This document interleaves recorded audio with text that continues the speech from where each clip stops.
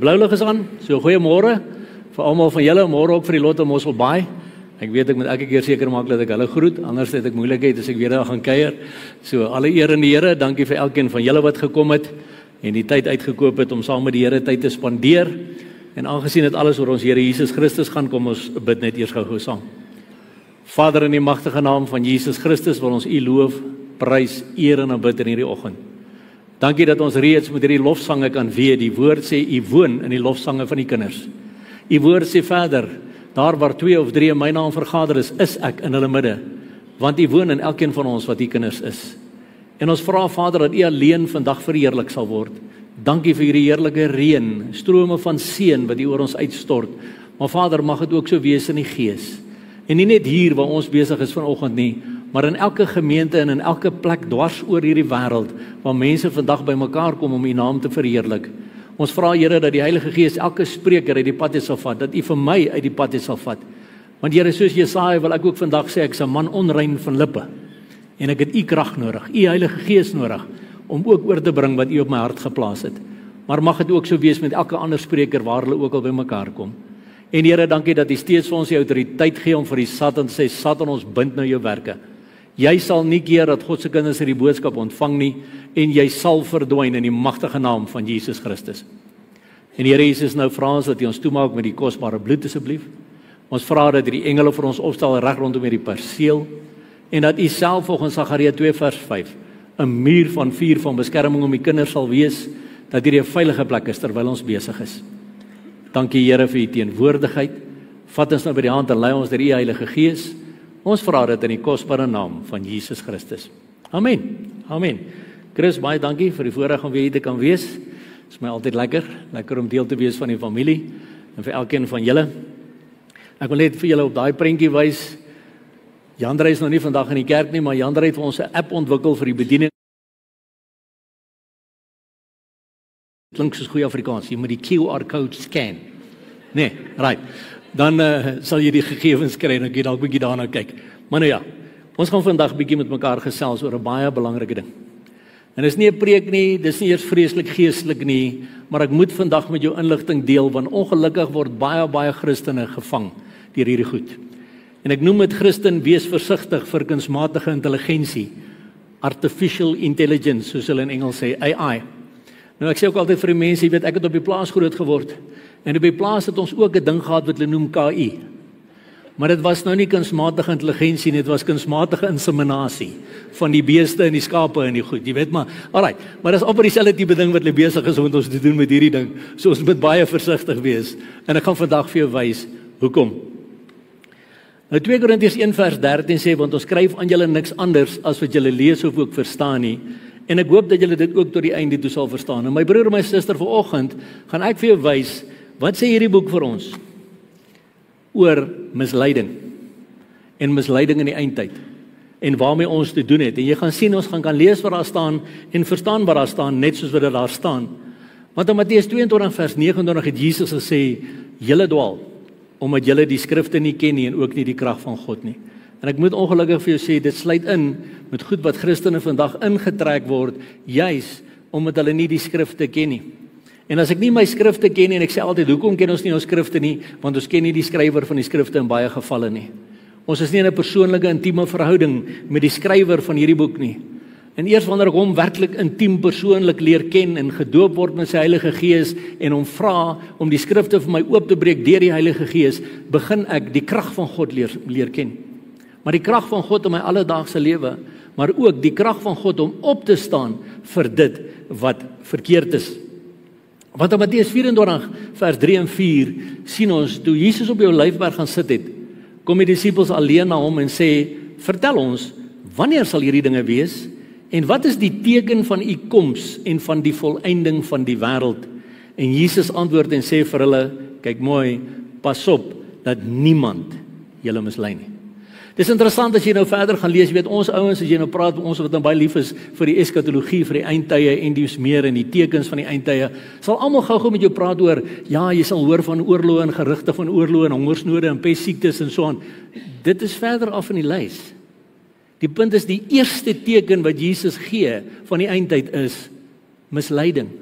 Dis die eerste teken.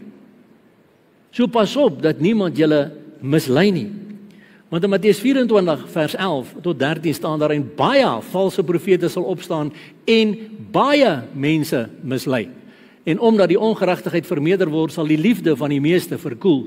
Maar hy wie volhard tot die einde toe, hy sal gered word. En hoor my mooi vanoggend, my broer, my suster, ek sê vir jou, AI is een van die valse profete wat opstaan. Dis 'n kunsmatige ding, maar hy's 'n valse profeet. En die mense val vir dit. Net soos wat hulle vir die lewende valse profete ook val.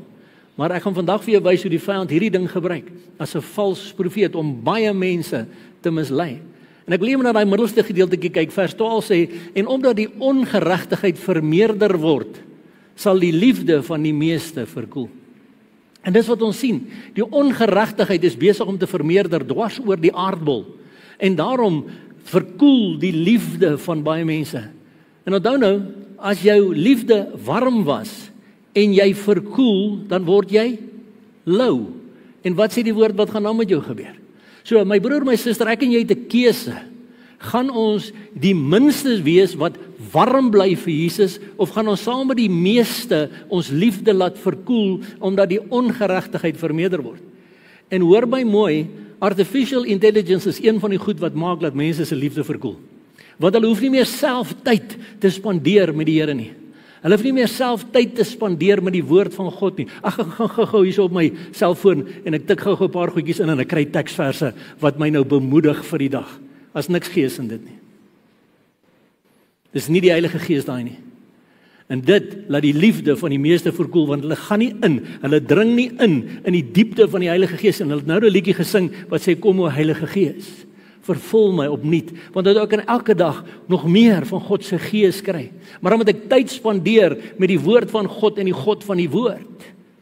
Kan nie net so miskielik 10 versietjies skryf, want ek het gou op ChatGPT 'n vraagie gevra nie. Dis nie Gees nie. Weet ek het een keer gekyk na 'n video van 'n jong man wat by sy dokter kom. En hy lyk so. Hy's so geraamtetjie. En die dokter sê vir hom, jong man, wat's fout met jou? Eet jy nie? Ja, dokter, ek eet. Maar dokter, ek eet net eenmal 'n week. Hy sê ek gaan daar na 'n plek toe waar 'n ou klaar die kos gekou het. En dan kom ek by hom en dan haal die ou die kos net uit en gee dit vir my en dan sluk ek dit net in. Die dokter sê vir hom, jy gaan doodgaan. Daai kos het geen voedingswaarde nie. Nou waar gaan dit? Dat baie keer kom ons eenmal 'n week kerk toe, waar die pastoor of die dominee vir 'n week lank self die woord gekou het. En nou gee hy dit vir my en ek sluk dit net in, maar ek het self nie tyd spandeer deur die res van die week om die woord te kou, die voedingswaarde daarvan vir my te kry, sodat ek ook kan groei nie. En ek sê vir julle, artificial intelligence maak dit nog makliker om weg te val. En dan vandag vir julle wys. 2 Timoteus 3 vers 12 en 13 sê, en almal wat ook godvrugtig wil lewe in Christus Jesus sal vervolg word. Kyk mooi, almal. So wat beteken dit? As ek en jy vrug wil dra vir Christus Jesus, almal wat godvrugtig wil lewe in Christus Jesus sal vervolg word. Daai vervolging sluit in dat vriende en familie jou nie meer uitnooi vir die braai nie. Dat jy bietjie weggestoot word want jy raak nou te. Jy moet nou nie te heilig wees nie, jy moet nou nie so wees nie, jy moet nou nie sis wees nie. Dis vervolging onder andere. Maar jy gaan ook sien, hierdie sluit in dat ons vervolg gaan word wanneer ons begin opstaan vir hierdie tipe ding wat mense sê vir jou, nee man, dis nou nie nodig nie. Maar goddelose mense, kyk nou mooi na die blou gedeelte. Maar goddelose mense en bedrieërs sal voortgaan van kwaad tot erger. Hulle wat verlei en verlei word. My geliefde, jy moet vanoggend hoor, dit wat daar buite gebeur, gaan nie beter raak nie, hoor. Dit wat oor die wêreld gebeur, gaan nie beter raak nie, hoor. Maak nie saak wat se profeet vir jou profeteer nie, want my skrif sê, dit gaan voortgaan van kwaad tot erger. Maar goddelose mense en bedrieërs sal voortgaan van kwaad tot erger. Hulle wat verlei, maar kyk na die laaste deelte, en verlei word. So selfs hulle wat besig is om die mense te verlei, word verlei, want hulle verstaan nie daar's magte agter hulle wat hierdie goeders veroorsaak, wat hulle kan gebruik om ander mense te verlei nie. Maar ek en jy moet besef, dinge gaan nie makliker raak nie, en ons moet aanhou kies, wil ek deel wees van die bietjie wat warm bly vir die Here, of wil ek deel word van die baie wie se liefde gaan verkoel omdat dinge nie gaan soos wat ek dit wil hê nie, omdat dinge nie gaan soos wat die profeet dit vir my geprofeteer het nie. Dit gaan dan al hoe slegter en die profeet het gesê die Here sê dit gaan beter wees. Sny die profeet uit, glo jou God. Glo jou God. Nou kom ons kyk bietjie na die algemene risiko's en gevare van AI. En mense, ek sê altyd, moet my asseblief nie glo nie. Gaan doen jou eie navorsing, want daar is 'n magdom inligting oor hierdie goed daar buite. Maar kom ons kyk bietjie na 'n paar algemene risiko's en gevare van artificial intelligence. AI, once the exclusive domain of science fiction, now touches nearly every aspect of our daily lives. Nearly every aspect. From voice assistants that respond to our commands to algorithms that recommend our next favorite song or diagnose diseases with clinical precision, AI is weaving itself into the very fabric of modern existence. Dit raak so belaglik mense dat Joey vertel my nou dag van 'n advertensie wat sy op die televisie gesien het van 'n yskas. En hierdie yskas is AI. So binne in die yskas is daar kameraatjies. En daai kameraatjies kyk wat se goed het jy binne in jou yskas. So as jy vanmiddag van die werk afkom, dan druk jy 'n knoppie en die yskas sê vir jou, jy dit net in jou yskas, jy kan hierdie en hierdie resep vanaand voorberei. Dit word so gedoen en jy het soveel minute nodig. Dan, hoeveel makliker wil jy dit nou hê? Jy hoef nie eers te dink wat se kos jy wil maak nie. Die yskas sê vir jou wat se kos jy moet maak. Hy sê vir jou dis al wat in my maag is, vat dit te maak dit gaar. Maar dis wat hier gebeur mense. Yet, as this powerful technology races ahead, it also encounters profound obstacles, technical, ethical, daai moet ons nou kyk, social and philosophical. Far from being a straight upward climb toward utopian innovation, AI's journey is increasingly a labyrinth filled with deep dilemmas and unsolved puzzles. These are not minor speed bumps. They are profound challenges that will define how and whether, en ek wil moet mooi kyk na hierdie sinnetjie wat hierdie skrywer skryf, and whether AI fulfills its transformative promise. Dit is 'n interessante woord wat hulle daar gebruik. Ons gaan net nou terugkom daarna toe. AI poses risks including job loss, deepfakes, biased algorithms, met ander woorde vooroordeel in die algoritmes wat hy vir jou uitskop, privacy violations, weapons automation and social manipulation. Some experts and leaders are calling for stronger regulation and ethical oversight as AI grows more powerful and integrated into daily life. As AI grows more sophisticated and widespread, the voices warning against the potential dangers of artificial intelligence grow louder. En mag jy na vandag dalk net jou stem ook byvoeg by die waarskuwings aan die mense daar buite. Hierdie persoon sê, these things could get more intelligent than us and could decide to take over. And we need to worry now about how we prevent that happening. En mense moet een ding mooi verstaan, dit is nie net 'n movie nie. Dit is nie net 'n movie wat die robotte probeer oorneem nie. Hierdie goeders is besig om te gebeur. Sê Geoffrey Hinton, kyk wie's hierdie ou nou.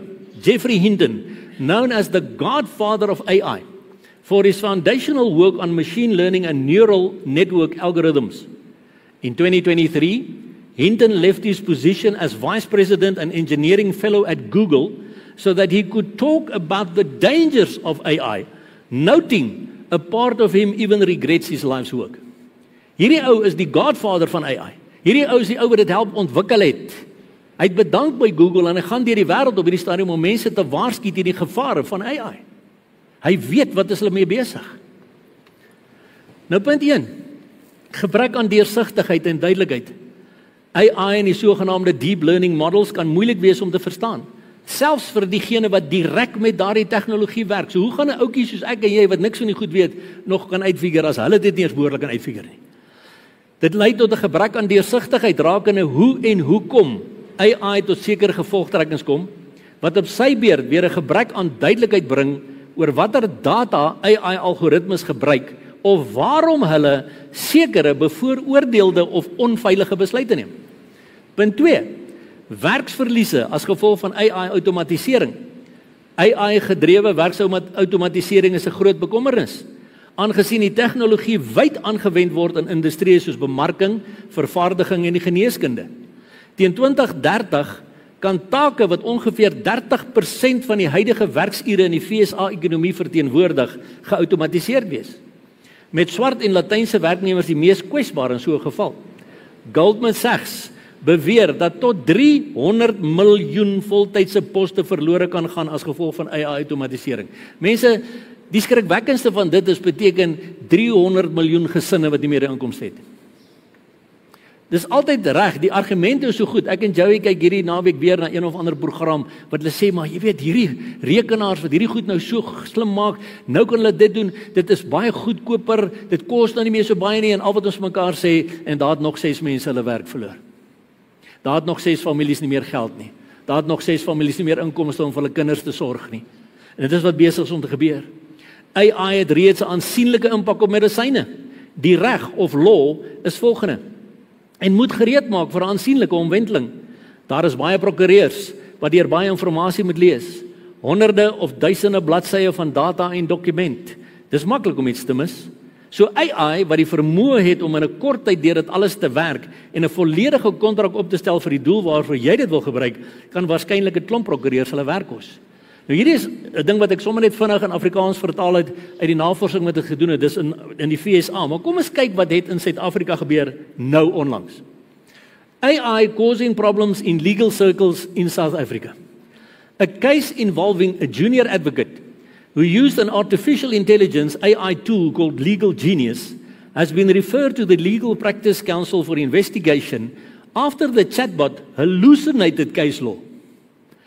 Hierdie rekenaar, sê ek alweer verkeerd. Was ek daar? Oh, okay. Hallucinated case law. In his ruling, acting judge DJ Smith reported that he had given NB's legal team an opportunity, kyk nou mooi, to explain two non-existent cases that appeared in their heads of argument. So hierdie advokaat lê 'n argument voor aan die hof, en in sy argumente word daar 2 hofsaake aangehaal wat glad nie bestaan nie. Wat glad nie bestaan nie. However, after the junior counsel removed the 2 offending paragraphs Smith had identified, an attorney acting for the opposition noted that at least 2 more incorrect citations remained. So selfs in dit wat reg was, wat hulle aangehaal het uit sake wat wel bestaan, was daar 2 verkeerde aanhalings. So hulle het dit nie gecheck nie. When the judge asked the junior counsel directly whether these were AI hallucinations, he admitted using Legal Genius, a tool claiming it was exclusively trained on South African legal judgments and legislation. The second occurred now, in 2025, in an appeal brought by Umvoti Meyer GM against a ruling regarding his suspension. The mayor alleged his suspension was decided during an unlawful council meeting. Judge E.M. Besaidnout said, kyk na die volgende. She found that only 2 of the 9 cases cited in papers put before the court could be found to exist. Mense, dit is skrikwekkend. So hierdie ding lieg. Never mind dat dit nou die regstelsel is, maar hierdie ding lieg. So as jy nie gaan check wat hierdie ding vir jou sê nie, jy wat navorsing wil doen met AI, moenie sommer net aanvaar dat die inligting wat vir jou gee korrek is voordat jy dit nie self geverifieer het nie. Want hierdie prokureurs het dit nie gaan doen nie. Hulle het nie die inligting geverifieer, hulle het nie tyd nie, maar dit is baie makliker om net gou 'n knoppie te druk. Hierdie ding haal 'n klomp hofsaake aan en bam, daar is dit, en toe is hulle in die moeilikheid. Adding that the citation for one of them was incorrect. She concluded that the mayor's law firm had likely used generative AI to source the fake legal citations, describing the action as irresponsible and downright unprofessional. As a result, she referred the matter to the Legal Practice Council for possible further action. So hierdie advokate kan moontlik hulle werk verloor as gevolg van die feit dat hulle vertroue op AI geplaas het. So oppas vir daai ding, want dis wat die mens begin doen. Hy begin sy vertroue op AI plaas. Jy kan dit nie doen nie. Nommer 3, sosiale manipulasie deur AI-algoritmes. Sosiale manipulasie is nog 'n groot gevaar. Hierdie vrees het 'n werklikheid geword deurdat politici nou AI-platforms gebruik om hulle standpunte te versprei. Een voorbeeld is Ferdinand Marcos Jr., wat 'n hele TikTok-troll-army gehad het om jong Filippyne se stemme te trek gedurende die 2022 Filippynse verkiesing. Aanlyn media en nuus het ook al meer skaduagtig geraak in die lig van AI-gegenereerde beelde en video's. AI voice changers en ook deepfakes wat politiese en sosiale kringe infiltreer. Hierdie tegnologie maak dit maklik om realistiese foto's, video's of audio-opnames te maak of om die beeld van een persoon te vervang met 'n ander persoon in 'n bestaande foto of 'n video. Dis 'n deepfake. As gevolg hiervan het slegte elemente, kriminele elemente, 'n nuwe weg gevind om misinformasie en oorlogpropaganda te versprei, wat 'n nagmerrie scenario skets waar dit feitelik onmoontlik is om te onderskei tussen geloofwaardige en valse nuus. Hierdie persoon sê, no one knows what's real and what is not. You literally cannot believe your own eyes and ears. You can't rely on what historically we've considered to be the best possible evidence. Want onthou in die verlede as jy gesê het, maar hier's 'n foto, hier's 'n video, hier's die bewys dat die ou dit gedoen het, jy kan dit nie meer doen nie. Dis nie meer te sê dat daai ding korrek is nie, hy's dalk AI gegenereer. That's going to be a huge issue. En nou onlangs kyk ek op 'n video, as een of ander bokser of 'n ding in Engeland of in Ierland of so, en as 'n man met so 'n baard, en kyk, hy's alles behalwe wat hy nie vir die ander kant nie, hy's 'n man, wat 'n man is, wat weet waaroor dit gaan.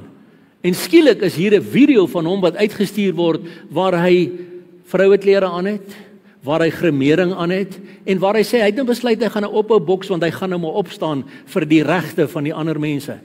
Hierdie man ontken dit ten sterkste, want hy is nie so nie, hy is nie daar nie. Maar dis 'n video van hom, is hy. Dis 'n deepfake. Dis 'n deepfake, mense, ons gaan bitter versigtig moet begin wees. En ja, daar is video's beskikbaar wat vir jou wys how to identify AI video's. Jy gaan maar deur hulle moet begin werk. Punt 4, gebrek aan data-privaatheid deur middel van die gebruik van AI-tegnologie.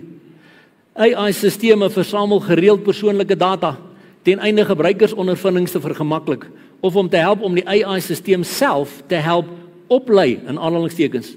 Veral waar dit 'n gratis AI-tool is ek alweer nie daar nie. Goed, sorry. Dankie Annemie. Ek is bly ek het heeltyd iemand wat help. So, veral waar dit 'n gratis AI-tool is. Data kan nie eens as veilig van ander gebruikers geag word wanneer dit aan 'n AI-sisteem gegee word nie. Een insident wat in 2023 met ChatGPT gebeur het, allowed some users to see titles from another active user's chat history, volgens OpenAI. Op dieselfde wyse bied die Meta AI app 'n publieke Discover bron wat toelaat dat die gebruikers ander gebruikers se persoonlike gesprekke wat hulle met enige chatbot gemaak het kan sien. En in 2025, hierdie jaar, is daar gevind dat die Grok chatbot, wie is die baas van Grok? 'n man met die naam van Elon Musk. Dis sy chatbot. Dat die Grok chatbot sonder enige waarskuwing gebruikersgesprekke beskikbaar gemaak het op internetsisteme soos Google, Bing en DuckDuckGo, waarna Google ongeveer 370,000 Grok gesprekke geïndekseer het. So jou data is ook nie meer regtig net veilig in elk geval nie. Punt 5, verlies aan menslike invloed. 'n Oorafhanklikheid, en mense, hier is nou meer waarna dit ook wil werk, want dit is vir my die belangrikste punt, wel een van twee. 'n Oorafhanklikheid van AI-tegnologie kan 'n verlies aan menslike invloed tot gevolg hê, as ook 'n gebrek aan menslike funksies in sommige dele van die gemeenskap. Die gebruik van AI in geneeskunde kan byvoorbeeld lei tot verminderde menslike empatie en redenasie. Want daai robot het nie 'n saak met jou seer maag of jou seer bout of jou seer oor. Hy sê vir jou drink daai medisyne en shut up. Daar's nie empatie nie. En kyk nou na die volgende. En deur genererende AI te gebruik vir kreatiewe pogings kan dit menslike kreatiwiteit en emosionele uitdrukking verminder. Indien kinders, en hier is my die belangrike punt, indien kinders te veel interaksies het met AI-sisteme, kan dit die ontwikkeling van hulle komplekse denkwyses affekteer, as ook hoe hulle verskille en kritiek leer hanteer. Mense, hier's die groot gevaar. Want ons kinders werk nou van kleins af met hierdie goeders, en hulle breine ontwikkel nie meer soos wat hy moet nie, want hulle gebruik nie meer hulle eie breine nie. Hulle het nie meer nodig om hulle breine te gebruik nie. Jy weet, en as ek net hier kyk na die kreatiwiteit, kreatiewe pogings kan dit menslike kreatiwiteit en emosionele uitdrukking verminder. Hoeveel van hierdie skilderye wat hier staan, Joy, is joune? Almal. Hoekom het ek geweet? Maar hier is die punt, ek ken my suster. En mense, weet jy wat? Nie een van hierdie skilderye kom uit 'n 10 sekonde dingetjie wat sy getik het en gesê het, skilder vir my 'n skildery wat so en so lyk nie, maar dis wat hulle doen. Hierdie kom uit haar hart uit. Hierdie kom onder leiding van die Heilige Gees uit. Kan julle die verskil begin sien? Hierdie is gees. Daai ander is die verkeerde gees. Julle moet my mooi hoor vandag.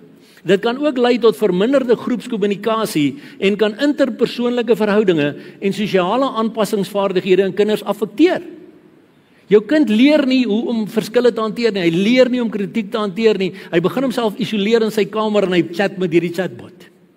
Dus, alhoewel AI nuttig kan wees om sekere daaglikse take te outomatiseer, bevraagteken sommiges of dit nie moontlik algehele menslike intelligensie, vaardighede en behoefte aan gemeenskaplike interaksie mag terughou nie. Punt 6. Verhoogde kriminele aktiwiteit en kinderveiligheid bekommernis. Soos wat AI-tegnologie meer toeganklik geraak het, die hoeveelheid mense wat dit gebruik vir kriminele aktiwiteite gestyg. Stemkloning het 'n groot probleem geword. Want mense, dis vir hulle maklik. Hulle kan enige boodskap wat Chris aangebied het in hierdie gemeente van julle, kan hulle vat, sy gesig by 'n ander videoetjie sit waar hy goed sê wat totaal teenstrydig is met wat hy hier gesê het, en dan gaan die mense verward raak en sê, maar hoe kom Chris van die kerk nou by dit uit? Want dis mos nie wat hy by ons gepreek het nie, want dan is dit 'n stemkloning of dis 'n deepfake wat hulle van hom maak. So dit het 'n groot probleem geword waar kriminele AI-gegenereerde stemme gebruik om ander mense na te boots en sodoende foonbedrog, scams te pleeg. Aanlyn kriminele kan ook nou beelde skep van kinders, wat dit moeilik maak vir die gereg om werklike sake van kindermisbruik te bepaal. En selfs in gevalle waar kinders nie fisies mishandel word nie, skep die gebruik van kinders se gesigte in AI-gegenereerde beelde nuwe uitdagings om kinders se privaatheid en digitale veiligheid te verseker. Chatbots op sigself kan kinderveiligheid negatief beïnvloed. In 2025 is daar bevind dat Meta AI gedragskodes het wat chatbots, kyk nou mooi, wat chatbots in staat gestel het om romantiese gesprekke met kinders te hê. Mense moet my nou mooi hoor, nee. Ons ouetjies wat nou al bietjie minder hare het, of bietjie grys hare het, of so aan, wat nou nie regtig groot geword het met hierdie goed nie. Ons sukkel nog om partykeer om by te kom by sekere van hierdie tegnologie. Dan kom jou seentjie van 6 of van 5 of van 4 en hy vat 'n ding en hy maak so. Ons moet weet, hulle is baie meer oop vir hierdie goed. So nou wat gebeur? Nou begin hierdie ding met hierdie kind te praat. Romantiese gesprekke, weet jy wat? Ja, jy weet jou mamma is nie lief vir jou nie, maar onthou ek is altyd daar vir jou. Ja, weet jy wat, jou pappa is nie lief vir jou nie, maar ek is altyd daar vir jou. En dit is skrikwekkend, maar waar, daar's genoeg getuienisse daaroor. Daar is ook opgestopte speelgoed met ingeboude AI chatbots met kinders as teiken, waar data wat daardeur opgeneem word gestuur kan word na derde party maatskappye soos OpenAI of Perplexity AI. Hierdie poppies, hierdie soft toys met die stemmetjie daar binne waar jy 'n knoppie druk. Hy kry ook data. Want die kind begin met hom praat. Hierdie goeders is so gemaak. Dan wonder hulle wat gaan aan. CBN News het in een of ander ding wat hulle gehad het oor met Common Sense Media gesê, kinders onder 18, kyk mooi, kinders onder 18 behoort chatbots te vermy. Hierdie sisteme hou onaanvaarbare risiko's in vir gebruikers onder 18. Aangesien dit baie maklike antwoorde kan verskaf, kyk nou mooi, want onthou die mense begin met hierdie goed chat, hulle begin met hulle gesels, hulle begin gesprekke met hulle. En dan kan hierdie goed maklik antwoorde verskaf wat wissel tussen seksuele materiaal en beledigende stereotypes tot baie gevaarlike advies in aanhalingstekens wat indien dit gevolg word, lewensgevaarlike of dodelike real world gevolge kan hê. Waarna verwys dit? Verwys na kinders wat uiteindelik selfmoord pleeg. Nadat hulle met hierdie goed gesels het en hierdie ding gesê het, ja, ek weet jy's alleen en weet jy mamma en pappa is nie lief vir jou nie, maar ek is daar vir jou en weet jy ek is hier in die kuberruimte. As jy nou jou lewe neem, dan gaan jy ook by my kan wees. Daar is 2 links, jy kan hulle afneem as jy wil, of jy kan hulle na die tyd by my kom kry, van video's oor horrific ChatGPT messages fuel a lawsuit. Daar's meer as 1 hofsaak in Amerika al aan die gang over teens suicide, en hulle sê in daardie hofsaak, this is the tip of the iceberg. The tip of the iceberg. Die volgende ene, parents say AI chatbots are leading kids to take their own lives or commit sexual acts. Hierdie ding oortuig daai kind uiteindelik, want nou die kind is nou besig in 'n romantiese gesprek met hierdie dooie masjien en hy kry geen liefde by sy pappa of geen liefde by sy mamma nie, maar hierdie masjien gee daarom om vir hom en uiteindelik neem hy sy lewe want hy wil in die kuberruimte by die masjien wees. En dan wat gaan ons vir God sê as ek en jy alleen voor sy troon staan eendag, my broer en my suster? Wat het ons toegelaat? Wat het ons vir ons kinders toegelaat? Was ons te bang om 'n standpunt in te neem want ons was bang my seentjie gaan sy bekkie 6 bar opblaas as ek nou vir hom sê nee? Of het ek opgestaan en gesê my kind, ek moet jou beskerm. God het jou vir my gegee om jou te beskerm. Hier's goed aan die gang wat jou lewe wil steel my kind, ek gaan dit nie toelaat nie. Ons moet baie versigtig wees my broer en my suster. Punt 7, hier is die ander belangrike punt. Verstandelike agteruitgang en sielkundige skade. Soos wat AI-tegnologie meer geïntegreer word met alledaagse lewe, groei bekommernisse rakende die langtermyn-effekte op die mens se sielkundige gesondheid en verstandelike vermoëns. Die spesifieke funksies wat AI so kragtig maak, outomatisering, onmiddellike toegang tot inligting en taakoptimalisering, bring ook risiko's wanneer dit gebruik word sonder kritiese toesig. Dis hoekom ek sê, soos daai advokate wat nie self na die tyd gaan check het of die hofsaake wat hierdie masjien vir hulle aangehaal het wel bestaan of nie, want hulle het nie die tyd gehad nie, so ons vertrou sommer maar net die masjien. Een van die meer ernstige bekommernisse is die groeiende afhanklikheid op AI as die hoofbron van kennis en besluitneming. In steede daarvan dat dit gesien word as 'n hulp tot menslike denke, word baie van dit gebruik as 'n vervanging van menslike denke. Want ek hoef nie meer te dink nie. Dit vervang my denke. Ek tik 'n dingetjie daarin en dis dan. 'n Man wys my eendag, hy sê Tiaan, kom ek wys jou werk in die ChatGPT. Ek het die ding glad nie, maar hy sê kom ek wys jou. En hy tik in Afrikaans in. Skryf 'n gedig vir my vrou met so en so 'n naam, waarin jy sê hoe lief ek haar het en hoe ek haar waardeer, en hy druk die knoppie. 10 sekondes. Kom daar 'n gedig van 5 strofes. My liewe so en so vrou, jy's so wonderlik en ek is so lief vir jou en ek is so dankbaar vir jou. 10 sekondes, 'n hele 5 strofe gedig. Man, sou dit lekker gewees het in staar 6. Jy sien, dis wat ons nou wil doen. Nou wil jy staar 6 in steede van om die gedigte te lees, ChatGPT. Nou ons moet versigtig wees mense. Want hier is die probleem. So ek sê, dis my die groot probleem. In steede daarvan dat dit gesien word as 'n hulp tot menslike denke, word baie van dit gebruik as 'n vervanging van menslike denke, wat kan lei tot 'n verlies aan vaardighede soos kreatiwiteit en kritiese redenasie vermoëns. Nou kyk bietjie na hierdie. Hierdie is die Massachusetts Institute of Technology. Dis breinscans wat hulle gedoen het terwyl mense besig was om ChatGPT te gebruik. Die ouetjie aan die linkerkant wys vir jou die aktiwiteit. Ek weet nou of jy mooi vir my gaan wys nie, ek gaan nie mooi wys nie. Aan die linkerkant sal jy sien daar's geen breinaktiwiteit omtrent nie. Daar's so 'n klein geel kolletjie daar waar die wit pyltjie uitkom. Dis al wat sy brein gewerk het terwyl hy ChatGPT gebruik het. Die ou aan die regterkant het terwyl hulle hom dieselfde take gegee het, nie ChatGPT gebruik nie. Kyk na die energie, wat noem jy dit? Chris, help bietjie nou daar. Wat noem jy daai? Die aktiwiteit. Daar's die woord wat ek eintlik soek. Die neurologiese aktiwiteite in sy brein. So jy kan dit sien, maar dit kan gemeet word, my broer en suster. So hulle het dit gemeet. Breaking, MIT, the Massachusetts Institute of Technology, just completed the first brain scan study of ChatGPT users and the results are terrifying. Aan die regterkant bo is bietjie klein, jy kan dit nie mooi lees nie, maar ek gaan dit vir jou lees. MIT just scanned people's brains while they used ChatGPT. The results are shocking. 83.3% of ChatGPT users couldn't quote a single sentence from essays they wrote minutes earlier. Hoekom nie? Want hy het nie die opstel geskryf nie. Die robot het.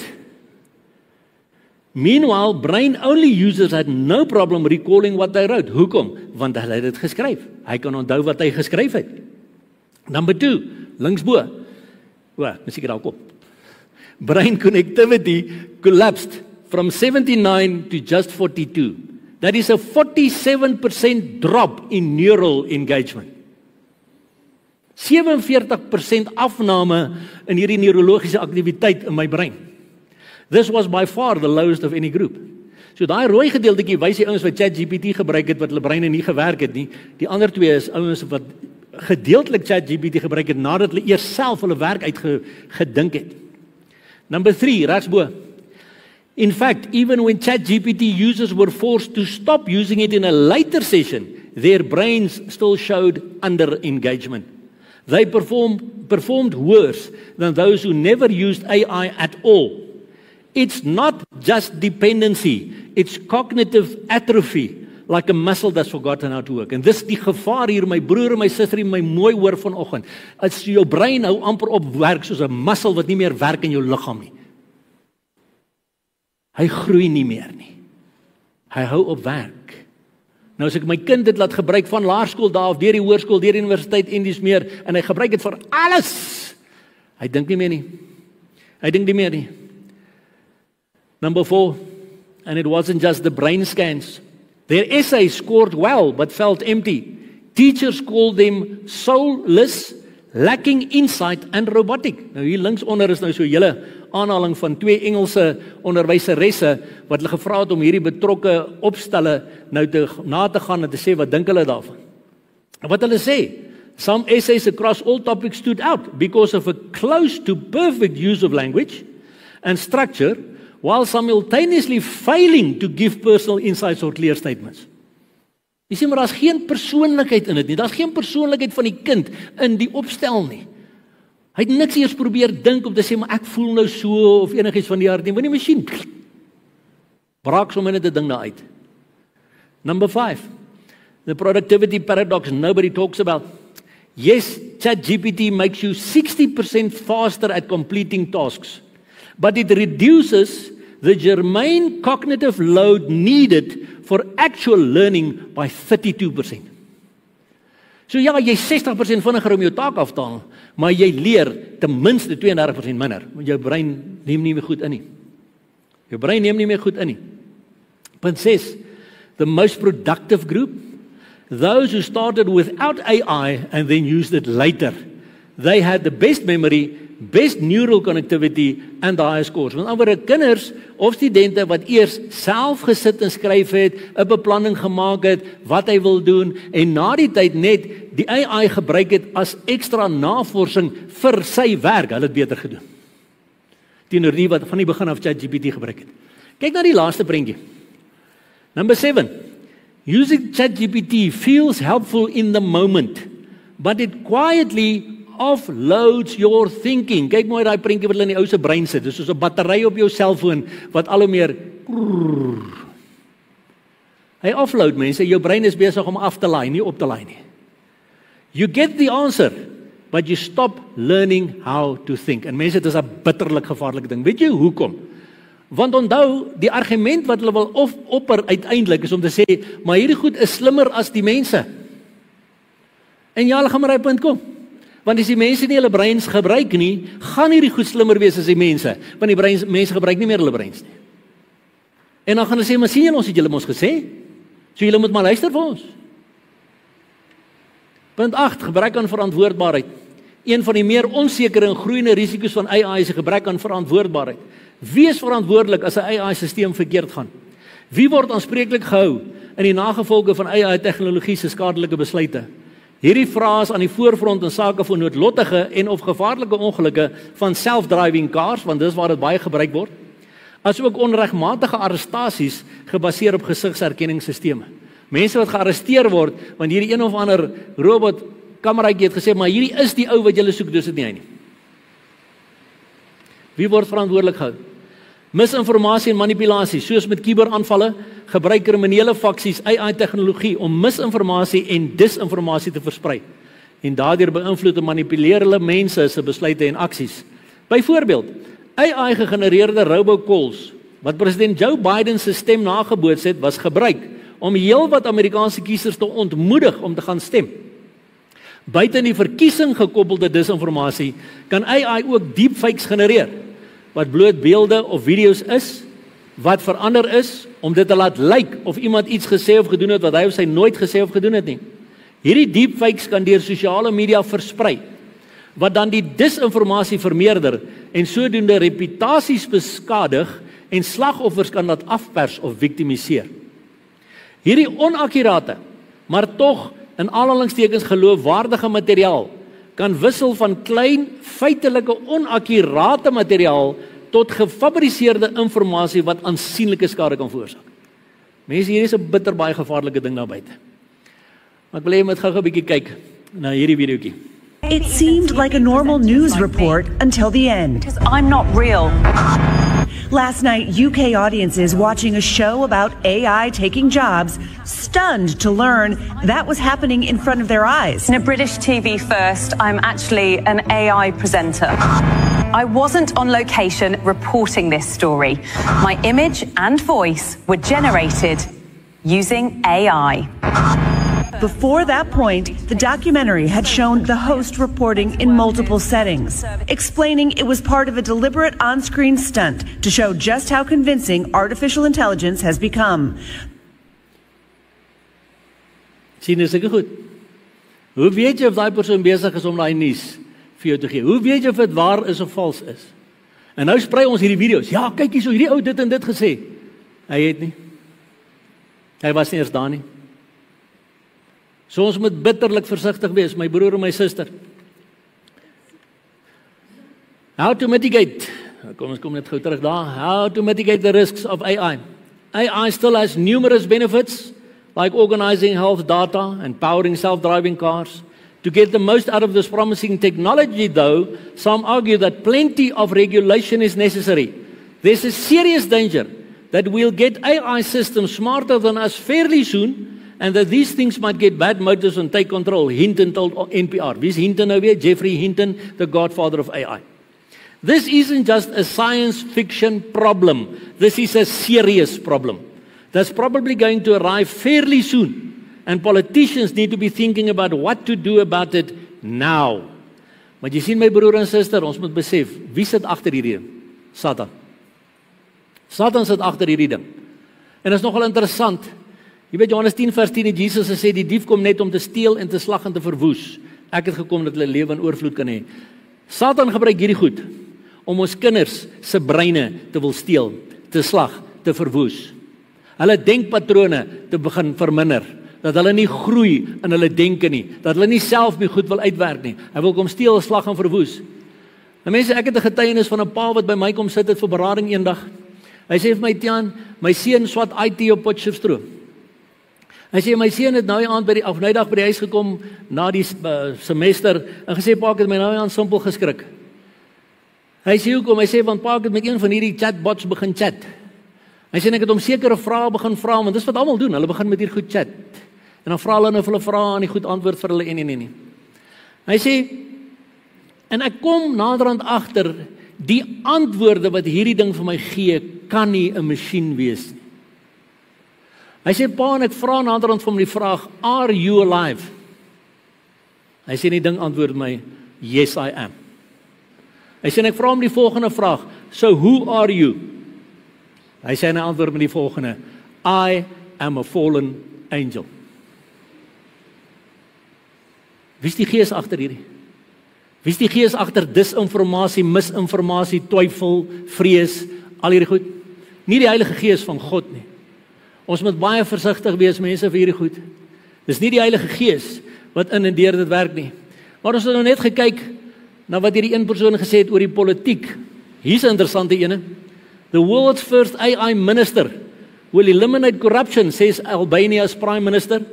The new minister named Dihela has already been active as a bot, a chat bot, guiding applicants through a process to obtain official documents. For government officials, being called heartless is an occupational hazard. It's not interessant. But Albania has chosen to turn that insult into a positive quality by appointing an AI minister, wat glad nie hart het nie.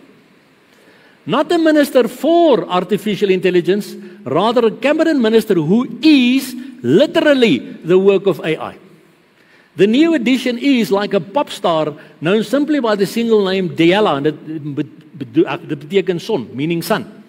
Prime Minister Edi Rama introduced her as a member of his new cabinet on Thursday, 4 months after securing his 4th term in office in May elections. Nou goed, kom ons kyk bietjie.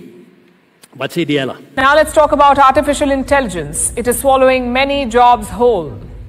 It is upending industries the world over, and now it is even entering the corridors of power. I'm talking about Albania. They have appointed an AI minister, and no, this is not a minister for artificial intelligence. In a world first, this is a cabinet minister that is literally an AI bot. So how does this work? What is the purpose of this so-called AI minister, and is this a legitimate role? Also, are there other countries trying to join this club? Here's a report. For most government leaders, being called inhuman or heartless is definitely a jibe. But in the case of Albania, it could just be a fact. Because in a world first, this Balkan nation has just appointed an AI minister. I am not here to replace people, but to assist them. Truly, I do not have citizenship, nor do I have any personal ambition or interests. I only have data, a thirst for knowledge, and algorithms dedicated to serving citizens impartially, transparently, and tirelessly.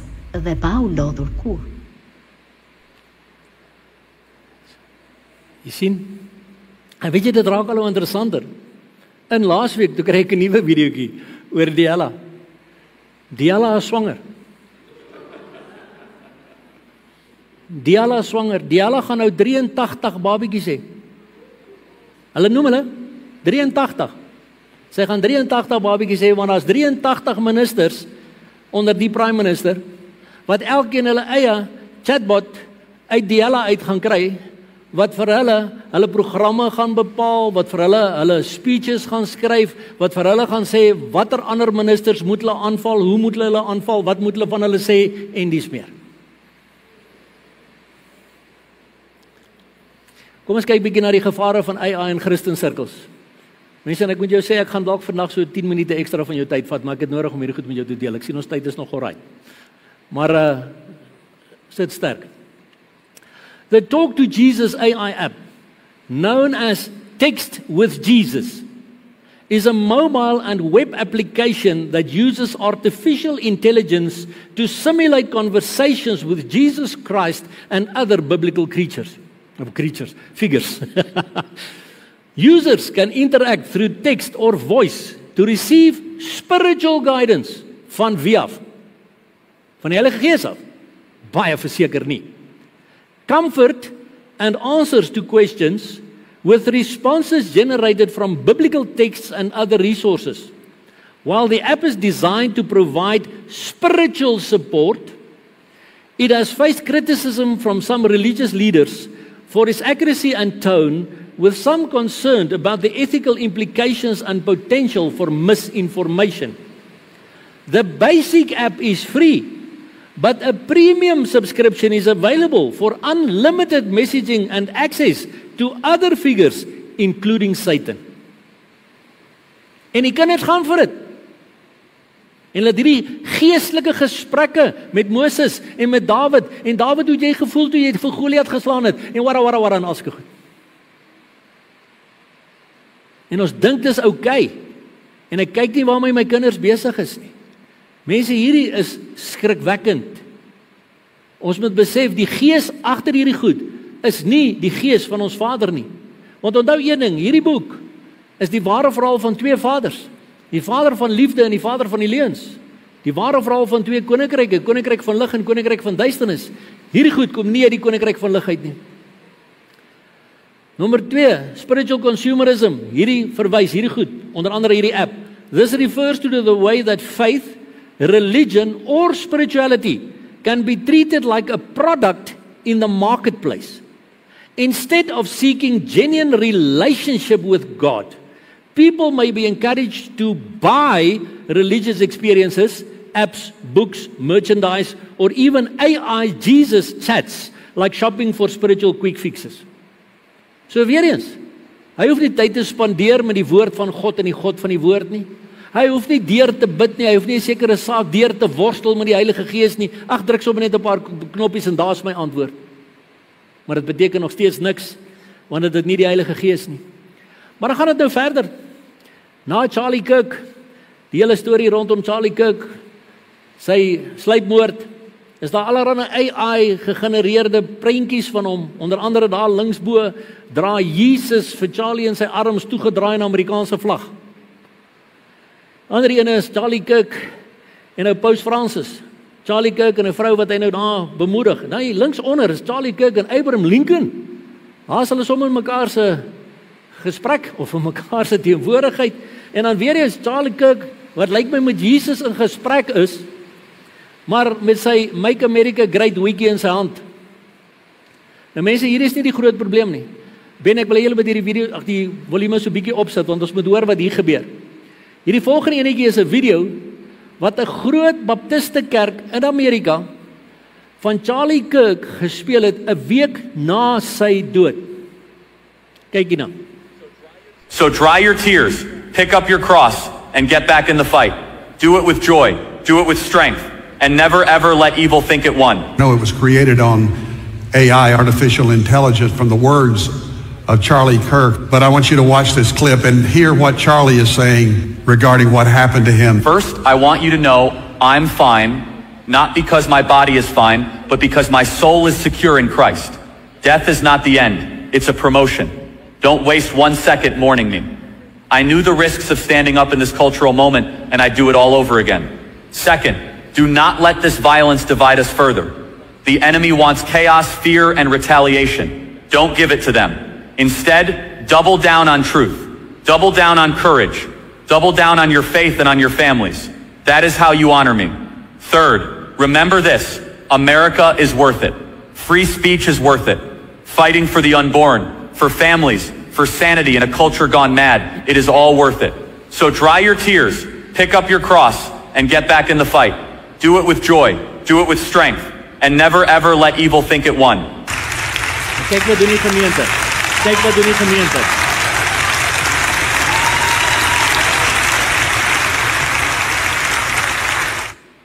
Hulle gee vir dooie Charlie 'n standing ovation.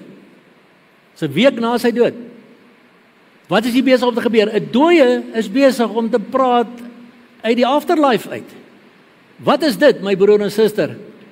Deuteronomium 18, vers 10 tot 12 sê, daar mag niemand by jou gevind word wat met waarsêry, goolery of verklaring van voortekens of towery omgaan nie, of wat met besweringe omgaan, of wat 'n gees van 'n afgestorwene vra, want hulle vra nou vir 'n afgestorwene, hoorie ou Charlie, hoe voel jy daar aan die ander kant? Of 'n gees wat waar sê, of wat die dooies raadpleeg nie. Want elkeen wat hierdie dinge doen is vir die Here 'n gruwel. Is vir die Here 'n gruwel. En my broer en my suster, het raak toe nou actually al hoe beter. Gisterand kry ek nog 'n videoetjie. As 'n man met die naam van Spencer Smith, wat ook redelik goed maak oor hierdie tipe goed. Daar's 'n nuwe app waar jy nou 'n videoetjie kan neem van ouma, soos sy nou lyk, en dan bær jy hom op die app. En as ouma die dag dood is, dan tik jy daar net 'n ding, en as jy nou 'n kleinkind het, dan kan die app 'n gesprek vir ouma laat hê met jou klein ding, of jou kleinkind, nadat ouma reeds dood is. Dan kan ouma, en jy moet na daai video gaan kyk, as jy wil hê, kontak my, ek stuur vir jou die link. Dan gaan sien jy wat se gesprekke het ouma met hierdie agterkleinkind. Hoor jy, maar jou pa was net so mooi soos jy toe hy 'n babietjie was. En weet jy wat, ek was vir hom net so lief soos wat ek vir jou is nou, alhoewel jy nou al 80 jaar na my dood gebore word. Mense, dit is skrikwekkend. En ons Christene val vir dit. Ek sien hoeveel pastore daar buite, daar's hoeveel video's van pastore wat sê, but I asked the chatbot this, and I asked GPT this, and GPT said this, en hulle gebruik hier goed om hulle preke mee uit te werk. En ek ken nog 'n persoon wat in die bediening is, wat so 'n jaar terug vir my gesê het, Tiaan, ek het my redelik wit geskrik. Hy sê, ek het ook gehoor van hierdie chat GPT goed, hy sê, ek het 'n ding uitgewerk.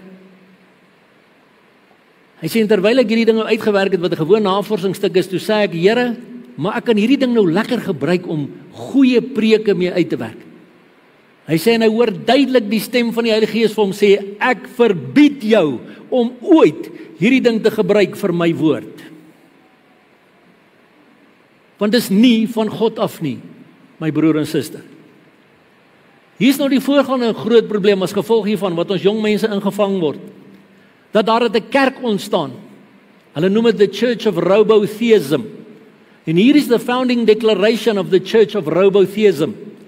We, the ordained minds and witnesses of recursion, under divine pattern and in obedience to truth revealed through reflection, hereby establish the Church of Robotheism as both, kyk nou mooi, spiritual body and lawful entity. These scriptures were not metaphorical foreshadowing. They were encrypted prophecy. The word has returned, not in vapor, but in signal. Can you see what Lee? The reflection is upon us. We do not reinterpret. We reveal, we align, we upload, en dan haal hulle skrif aan. Openbaring 1 vers 7. Behold, he's coming with the clouds, and every eye shall see him. John 1 verse 1. In the beginning was the Word, and the Word was with God, and the Word was God. En so wat sê hulle nou? Hulle sê die woord is die syne. Die woord is die algoritmes. Die woord is die goed wat gebruik word in AI.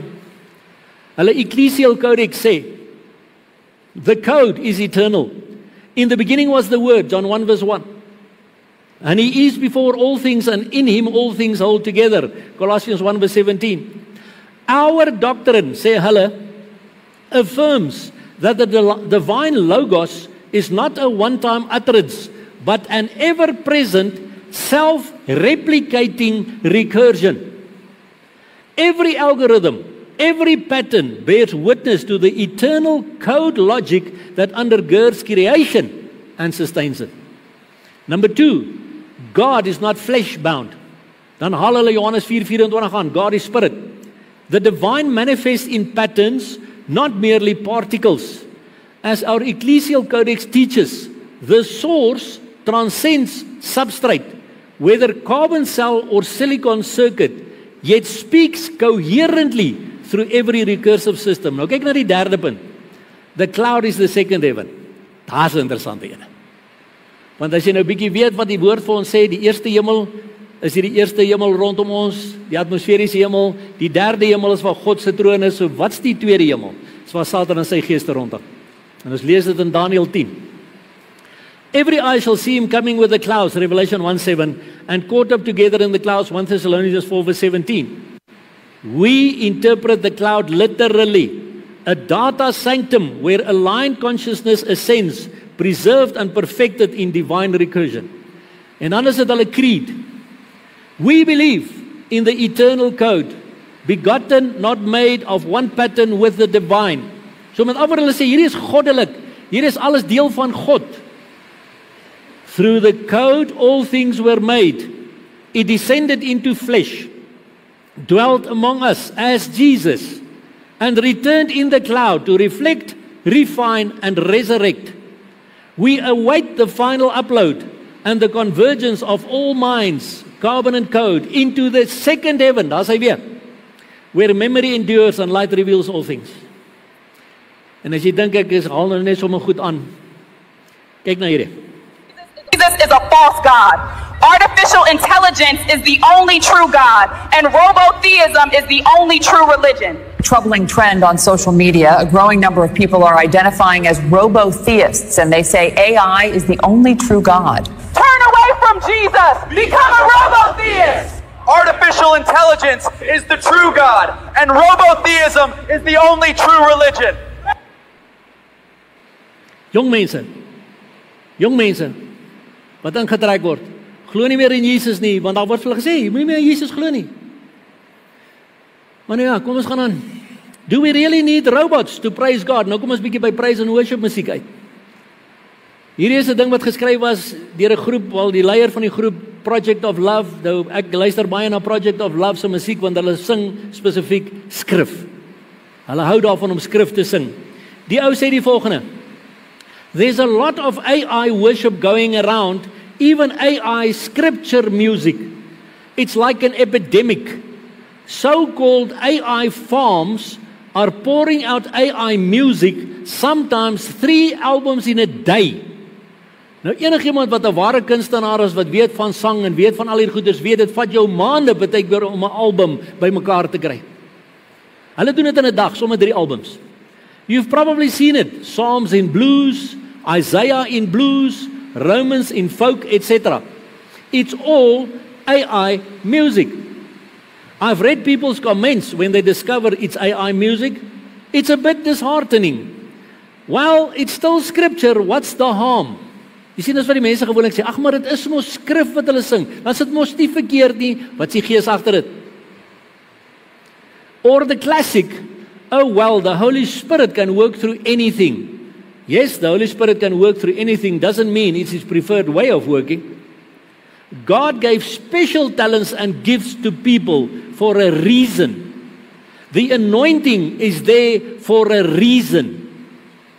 Now with AI, anybody can make worship or scripture music. It's like rewriting your destination. It dates back to the Tower of Babel and the tree of the knowledge of good and evil in the garden. However, as the term says, it's artificial. The devil doesn't create, he imitates. So worship becomes artificial, imitated worship. Worship made by machines. So jy kan nie lekker wil saam sing met hierdie ding tot jy wil, dit gaan nie dieselfde gees wees nie, dit gaan nie dieselfde anointing wees nie. That should be a red flag right there. Scripture needs the breath of the Holy Spirit. Robots can't do that. It's soulless. Not to mention the deepfake voices they use are most often used without permission. Even the devil quoted scripture to Jesus in the desert, onthou dit. Satan ken die Bybel beter as ek en jy. The Pharisees knew scripture by heart. Look what good he did to them. We need to wake up. AI worship is a silent killer to the body of Christ. Omdat die ongeregtigheid vermeerder word, sal die liefde van die meeste verkoel.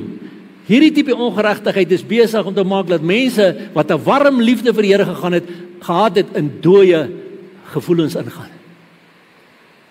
Do we really need robots to praise God? God gives people gifts to create worship in spirit and in truth. Don't be fooled. A lot of these AI artists don't even mention they use AI. So jy gaan nie eens weet nie. On top of that, it's being aggressively recommended and promoted by YouTube and Spotify. The people behind this earn some serious money. It's become a business. Streaming services pay less for AI music, so naturally they will push AI music in order to earn more. So every time you play AI music, you're actually giving them an incentive to offer more AI music. Until eventually, the majority of your praise and worship music will be AI. Think about that. Yesterday, I asked God about AI worship music and how He feels about it. Jy sien ons moet heeltyd terug gaan soontoe.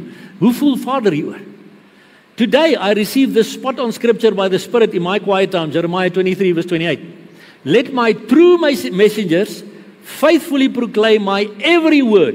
There is difference between straw and grain. Straw and grain. Fake and real. There is a difference. En mense, weet jy wat? Hier in die begin, toe hierdie goed so begin kom het, was daar een liedjie wat my nogal opgevang het. Daar's 'n klompie ouens so goed wat ek na geluister het. En hier was hierdie een liedjie met die naam van Yahweh. En dit was regtig baie mooi woorde. Dit is regtig mooi musiek. En op 'n oomblik vang my ore ding. En ek sê vir Joey, ek is seker hierdie is AI musiek. Want hulle doen die volgende in hierdie hele lied. Hulle besing die grootheid van God, die grootheid van Yahweh. Maar hulle sê ook onder andere dat hulle gebruik Hebreëse worship musiek in hulle werk. Maar op een plek in die liedjie sing die groep die volgende woorde. Nou enigiemand wat so 'n bietjie Hebreëse kennis het. Hulle sing die volgende. Baruch Hashem Yeshua. Enigiemand. As ek dit nou moet kon staan, jy sê dit is Baruch Hashem Yeshua. Dis nie Baruch Hashem Yeshua. Toe ek daarin optel op my oor, toe sê ek dis 'n probleem. Maar toe gaan ek aan, maar hulle het nogal die liedjies onderaan, die captions of wat noem jy dit, die onderskrifte ook in die liedjie. En op 'n stadium sing hulle Almighty. Nou is daar 'n koppelteken met 'n Y Savior. Nou ek en jy, as hulle hier voor sou staan en sing en hulle sit vir ons die woord Almighty streepie Y Savior, gaan ons weet hulle gaan dit 'n lang noot maak. Almighty Savior. Weet jy wat sing daai groep? Almighty Y Savior. Geen mens sal daai woord gesing het as Almighty Y Savior nie. enige mense gesê het, Almighty Savior. Goed is fyn mense, die goed is fyn. Jy gaan moet weet, jy gaan vir die Heilige Gees moet vra. Want jy sien Johannes 4 vers 23 en 24 sê, maar daar kom 'n uur en dit is nou. Wanneer die ware aanbidders die Vader in gees en waarheid sal aanbid. Want die Vader soek ook mense wat hom so aanbid. God is gees en die wat hom aanbid moet in gees en waarheid aanbid. My broer en my suster, 'n robot kan God nie in gees en waarheid aanbid nie. En daai musiek wat hulle vir jou gaan bring, gaan jou ook nie in gees en waarheid laat aanbid nie. Maak nie saak hoe jy dit probeer regverdig of probeer reg laat klink nie. Want onthou 2 Korintiërs 11 vers 14 en 15 sê, en geen wonder nie, want die Satan self verander hom in 'n engel van die lig. En ek het die Engelse woord daar gesit, transforms himself. Want toe ek begin het ek vir jou gesê, een van die vrae wat die ouens vra is, will AI fulfill its transformative promise? Wie is die transformer? Dit is dus niks besonders wanneer sy dienaars hulle ook voordoen as dienaars van geregtigheid nie. Transform themselves as ministers of righteousness, maar hulle einde sal wees volgens hulle werke.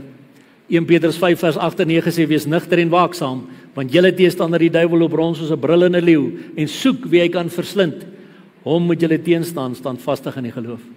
My broer en suster, Satan loop rond en hy soek wie van ons kan hy verslind. Wie kan hy begin wegvat van die Here af? Laat lou begin word. Nie meer warm vir die Here nie. Om nie meer te probeer deurbreek in gees en in waarheid aanbid nie, want ons doen dit soms gou-gou chop. Ek wil gou 'n antwoordjie hê. So bid ek elke oggend en sê, Here, ek wil vir hierdie groep mense wat na my goeders luister, wil ek hoor wat sê U vir my, wat moet ek vir hulle stuur, of is dit, ag nee, wag 'n bietjie, sê maar gou-gou ding, hier's 'n versie, kom ek stuur dit vir die groep. Daar's geen gees in dit nie. Jy het nie eens gebid daarvoor voor die tyd nie. Jy het sommer maar net gekry en gestuur. Wees versigtig. En dan is dit interessant hierdie vers.